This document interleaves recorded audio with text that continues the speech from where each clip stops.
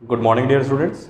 We are doing chapter 2, structure of atom, and in this chapter we have discussed discovery of subatomic particles, and we have also discussed models of atom, J.J. Thomson model and Rutherford model. Next हमें जो पढ़ना है बच्चों, वो पढ़ना है Bohr model of atom. और Bohr model of atom discuss करने से पहले हम एक छोटा सा टॉपिक और बहुत ही इंपॉर्टेंट टॉपिक डिस्कस करने जा रहे हैं, that is electromagnetic radiation. So what are electromagnetic radiation? तो आइए देखते हैं बच्चों, what are electromagnetic radiations and its characteristic.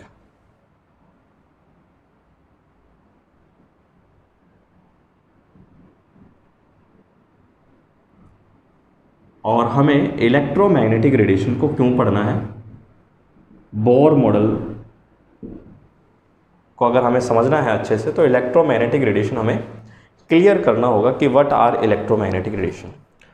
तो यहाँ पर हम ये पढ़ने वाले हैं बेसिकली कि जो आपकी इलेक्ट्रोमैग्नेटिक रेडिएशन रहेंगी उनका कुछ रिलेशन रहेगा एटम की स्ट्रक्चर के साथ, जो बोर बताना चाहता है। ठीक है, तो इलेक्ट्रोमैग्नेटिक रेडिएशन हम पहले पढ़ेंगे। ठीक है, तो इलेक्ट्रोमैग्नेटिक रेडिएशन क्या होगी बच्चों? EMR भी हम इसको राइट कर लेते हैं। इलेक्ट्रोमैग्नेटिक रेडिएशन का मैं आपको एग्जांपल देता हूँ। सबसे पहले जो सिंपलेस्ट जो एग्जांपल है वो क्या हो जाता है, जो हमारा सन है, अब सन के अंदर आप जानते हैं बहुत सारे न्यूक्लियर रिएक्शंस हो रही हैं, फ्यूज़न हो रहा है, और जिसकी वजह से हीट एनर्जी प्रोड्यूस होती है और रेडिएशन क्या होती है, एमिट होती है, और वो रेडिएशन हमारे अर्थ तक आती है। ठीक है, ये हमारी अर्थ है। तो ये रेडिएशन अर्थ तक आ रही हैं। ठीक है, तो ये जो रेडिएशंस होती हैं, ये रेडिएशन को जब ऑब्जर्व किया गया तो ये देखा गया, ये जो रेडिएशन जब जिस डायरेक्शन के अंदर प्रोपेगेट कर रही होती हैं, जिस डायरेक्शन में ये रेडिएशन प्रोपेगेट कर रही होती हैं, उसी डायरेक्शन के परपेंडिकुलर इलेक्ट्रिक फील्ड और मैग्नेटिक फील्ड जनरेट होती हैं। ठीक है, ये सपोज इलेक्ट्रिक फील्ड है, मैग्नेटिक फील्ड क्या होगी, ऐसे होगी। ठीक है, मतलब कुछ इस तरीके से आप सोच सकते हैं कि जो रेडिएशन है वो इस डायरेक्शन में प्रोपेगेट कर रही है, तो जो उसकी इलेक्ट्रिक फील्ड है दैट इज़ वो इस डायरेक्शन में क्या कर रही है, प्रोपेगेट कर रही है, ऐसे ऑसिलेट कर रही है, और मैग्नेटिक फील्ड ऐसे ऑसिलेट कर रही है। तो दोनों इलेक्ट्रिक फील्ड और मैग्नेटिक फील्ड जो हैं वो परपेंडिकुलर है किसके, डायरेक्शन ऑफ प्रोपेगेशन। ठीक है, जिस डायरेक्शन में आपकी जो लाइट है वो क्या कर रही है, प्रोपेगेट कर रही है। तो इसलिए हम इनको क्या कहते हैं, इलेक्ट्रोमैग्नेटिक रेडिएशन, क्योंकि ये रेडिएशन क्या करते हैं, इलेक्ट्रिक फील्ड और मैग्नेटिक फील्ड से बनी हुई होती हैं। ठीक है, और इसमें हम ये देखते हैं कि जो इलेक्ट्रिक फील्ड और मैग्नेटिक फील्ड होंगे they are perpendicular to the direction of propagation of light. ठीक है, तो जो आपकी लाइट है वो इलेक्ट्रोमैग्नेटिक रेडिएशन ही है। ठीक है, अब लाइट के अंदर आप देखते हैं बहुत सारी रेडिएशंस है। ठीक है, लाइट के अंदर बहुत सारी रेडिएशन है, यूवी रेडिएशन है, ठीक है, इंफ्रारेड रेडिएशन है, विजिबल रेडिएशंस है जो हमें दिख पाती हैं जब हम वाइट जो लाइट होती है उसको प्रिज्म से पास करते हैं, तो हम ये देखते हैं कि ये स्प्लिट हो जाती है। ठीक है, स्प्लिट हो जाती है, तो प्रिज्म क्या करता है, इस विजिबल लाइट के अंदर जो डिफरेंट रेडिएशन होती है उनकी फ्रीक्वेंसी के अकॉर्डिंग, डिफरेंट फ्रीक्वेंसी होती है उनके अकॉर्डिंग इनको स्प्लिट कर देता है। ठीक है, तो हम ये देखते हैं जो ये रेडिएशन होती हैं आपकी, जो वॉयलेट, जो आपको लाइट दिखेगी वॉयलेट, रेड, तो इनके अंदर भी इलेक्ट्रिक फील्ड और मैग्नेटिक फील्ड क्या होता है, प्रेजेंट होता है। और इनकी जो हम स्पीड चेक करते हैं वो स्पीड हम देखते हैं वो फिक्स होती है 3.0 × 10⁸ मीटर पर सेकेंड, मतलब 1 सेकेंड में ये इतना ट्रैवल करती हैं। ठीक है, तो ये हम देखते हैं इलेक्ट्रोमैग्नेटिक रेडिएशन में। अब इलेक्ट्रोमैग्नेटिक रेडिएशन का ओरिजिन क्या है, इसको समझना है बेटा। ठीक है, ये तो हम इलेक्ट्रोमैग्नेटिक रेडिएशन का क्या एग्जांपल हो सकता है ये मैंने आपको बताया है। ठीक है, अब इलेक्ट्रोमैग्नेटिक रेडिएशन कैसे जनरेट हो रही हैं ये समझना है। तो देखिए, अभी मैंने आपको एग्जांपल दिया, सन से रेडिएशन एमिट हो रही हैं, तो सन के अंदर न्यूक्लियर रिएक्शंस होती हैं, और न्यूक्लियर रिएक्शंस में क्या होता है कि जो इलेक्ट्रॉन होता है एटम में, जो इलेक्ट्रॉन प्रेजेंट होता है, ठीक है, एटम में जो इलेक्ट्रॉन प्रेजेंट होता है, अब वो इलेक्ट्रॉन एक्साइटेड स्टेट में अगर है, ठीक है, तो वो क्या करेगा, ग्राउंड स्टेट में आएगा। ये अभी हम बोर मॉडल में डिस्कस करेंगे। तो जब वो ग्राउंड स्टेट में आता है तो एनर्जी एमिट करता है, ठीक है।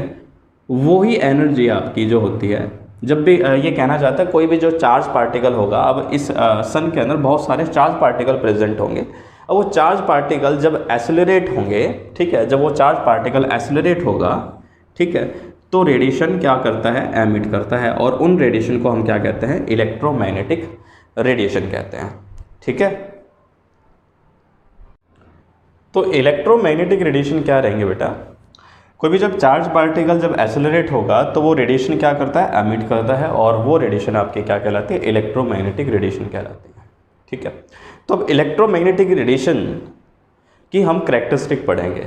तो इलेक्ट्रोमैग्नेटिक रेडिएशन की जब हम करैक्टरिस्टिक देखते हैं, तो जो ये आपकी रेडिएशन होती हैं, ये एक पर्टिकुलर फिनोमिना शो कर रहे होते हैं, इंटरफेरेंस और डिफ्रैक्शन का, जिसके बेसिस पर हम ये कहते हैं कि जो इलेक्ट्रोमैग्नेटिक रेडिएशन है आपकी, इलेक्ट्रोमैग्नेटिक जो रेडिएशन है वो वेव नेचर रखती हैं। इलेक्ट्रोमैग्नेटिक रेडिएशन जो होंगी वो वेव नेचर रखेंगे बेटा। जो आपकी इलेक्ट्रोमैग्नेटिक रेडिएशन थी, फिजिक्स में आप पढ़ेंगे इंटरफेरेंस और डिफ्रैक्शन पैटर्न, तो ये दो फिनोमिना आपका इलेक्ट्रोमैग्नेटिक रेडिएशन शो करता है, जिसके बेसिस पर हम ये कहते हैं कि इलेक्ट्रोमैग्नेटिक रेडिएशन क्या है, वेव की फॉर्म में ट्रैवल करती है। अब वेव कैसे ट्रैवल करती है, वेव आपको पता है, वेव ट्रैवल करती है कुछ ऐसे, ठीक है, मतलब जिस डायरेक्शन में ये प्रोपेगेट हो रही है, ठीक है, जिस डायरेक्शन में प्रोपेगेट हो रही है, तो उस डायरेक्शन में जब ये प्रोपेगेट होती है तो इसके जो कॉन्स्टिट्यूएंट पार्टिकल्स होते हैं वो इसके परपेंडिकुलरली क्या करते हैं, ऑसिलेट करते हैं। परपेंडिकुलरली क्या करते हैं, ऑसिलेट करते हैं, ठीक है। तो ऐसा हम पढ़ते हैं किसमें, इलेक्ट्रोमैग्नेटिक रेडिएशन में, कि ये वेव की फॉर्म में ट्रैवल करती है। तो जब ये वेव की फॉर्म में ट्रैवल करती है तो हम कुछ करैक्टरिस्टिक इसके बताते हैं। 3 करैक्टरिस्टिक के बेस पर हम इलेक्ट्रोमैग्नेटिक रेडिएशन को पढ़ते हैं। देखिए वो 3 करैक्टरिस्टिक क्या है, amplitude, wavelength and frequency. Amplitude, wavelength and frequency. अब जैसे मैंने आपको बताया कि जब लाइट या जो भी रेडिएशन है आपकी इलेक्ट्रोमैग्नेटिक रेडिएशन, जब वो ट्रैवल कर रही है तो कुछ ऐसे ट्रैवल कर रही है, ठीक है।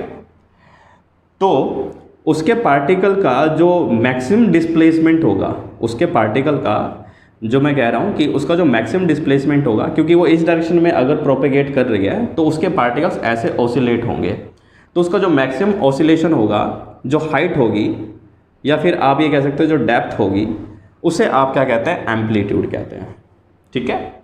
या तो आप हाइट ले लेंगे या फिर डेप्थ ले लेंगे। हाइट जो होगी, जितनी हाइट आएगी उतनी ही डेप्थ आएगी, ठीक है। ऐसा कभी नहीं होगा कि हाइट ज़्यादा आ जाए डेप्थ कम आ जाए। तो या तो आप क्या कर सकते हैं, हाइट को मेज़र कर सकते हैं या फिर डेप्थ को। तो ये कहता है जो मैक्सिमम डिस्प्लेसमेंट रहेगा, जो आपका पार्टिकल होगा, ठीक है, उसे आप क्या कहेंगे, एम्पलीट्यूड कहेंगे, ठीक है। फिर ये कहता है जो वेव है, इसमें जो 2 मैक्सिमम आपके एम्पलीट्यूड होंगे, ठीक है, जो आपका एम्पलीट्यूड होगा, तो इनके बीच का जो डिस्टेंस होगा, जो 2 पीक के बीच का डिस्टेंस होगा, उसे आप क्या कहते हैं, वेवलेंथ कहते हैं, जो कि रिप्रेजेंट करते हैं किससे, लैम्डा से, ठीक है। लैम्डा से इसको क्या करते हैं, रिप्रेजेंट करते हैं। तो जो आपकी 2 वेव होंगी उनके बीच का जो डिस्टेंस होगा दैट इज लैम्डा, ठीक है। अब सेम यहाँ पर भी अगर आप ये डिस्टेंस मेजर करते हैं तो दिस इज ऑल्सो लैम्डा, ठीक है। तो आप क्या कर सकते हैं, जो 2 कॉन्जिक्यूटिव क्रस्ट होंगे या ट्रफ होंगे, उनके बीच का अगर आप डिस्टेंस लेते हैं तो वो क्या है, वेवलेंथ है, ठीक है। फ्रीक्वेंसी क्या है, फ्रीक्वेंसी है कि कितने नंबर ऑफ वेव्स क्या होती हैं, 1 सेकंड के अंदर एक फिक्स डिस्टेंस के अंदर से ट्रैवल होती हैं, वो आपकी क्या होगी, फ्रीक्वेंसी होगी। ठीक है, मान लीजिए ये डिस्टेंस आपने फिक्स कर दिया 1 मीटर और 1 सेकंड के अंदर, ठीक है, इन 1 सेकंड कितनी वेव्स इसके अंदर से क्या हो पाती हैं, पास ऑन हो पाती हैं, दैट इज़ फ्रीक्वेंसी। उसे आप क्या कहेंगे, फ्रीक्वेंसी कहेंगे। तो एम्पलीट्यूड, वेवलेंथ और फ्रीक्वेंसी से आप किसी भी रेडिएशन का करैक्टर बताते हैं। ठीक है, बेसिकली वेवलेंथ और फ्रीक्वेंसी तो आपस में रिलेट होंगे। कैसे रिलेट होंगे, देखिए ये कहता है अगर वेवलेंथ ज़्यादा होगा, वेवलेंथ अगर ज़्यादा हो जाएगी, देखिए वेवलेंथ अगर ज़्यादा हो जाएगी तो हम क्या कहेंगे, फ्रीक्वेंसी क्या होगी, कम होगी। ठीक है, वेवलेंथ अगर बढ़ गई तो फ्रीक्वेंसी ऑटोमेटिकली क्या हो जाएगी, डिक्रीज हो जाएगी। तो जब वेवलेंथ इंक्रीज होगी तो फ्रीक्वेंसी क्या होगी, डिक्रीज होगी। ठीक है, अब फ्रीक्वेंसी जो होगी, ठीक है, फ्रीक्वेंसी अगर इंक्रीज होती है, फ्रीक्वेंसी कैसे इंक्रीज हो सकती है, जब वेवलेंथ क्या हो, कम हो। ठीक है, तो वेवलेंथ अगर कम होगी तो फ्रीक्वेंसी क्या होगी, इंक्रीज हो जाएगी। तो आप ये कह सकते हैं वेवलेंथ और जो फ्रीक्वेंसी है ये आपस में रिलेट हो रही हैं। ठीक है, इन्वर्सली प्रोपोर्शनल है। तो हम क्या करते हैं, एक रिलेशन फाइंड आउट करते हैं। जो आपकी रेडिएशन है उसकी जो स्पीड है, जो स्पीड है वो कितनी है, 3.0 इंटू 10⁸ मीटर पर सेकेंड। ठीक है, इसे आप डिनोट कर देते हैं सी से। ठीक है, इस सी से डिनोट करने के बाद हम ये देखते हैं जितनी भी रेडिएशन है वो इसी स्पीड के साथ ट्रैवल करती हैं।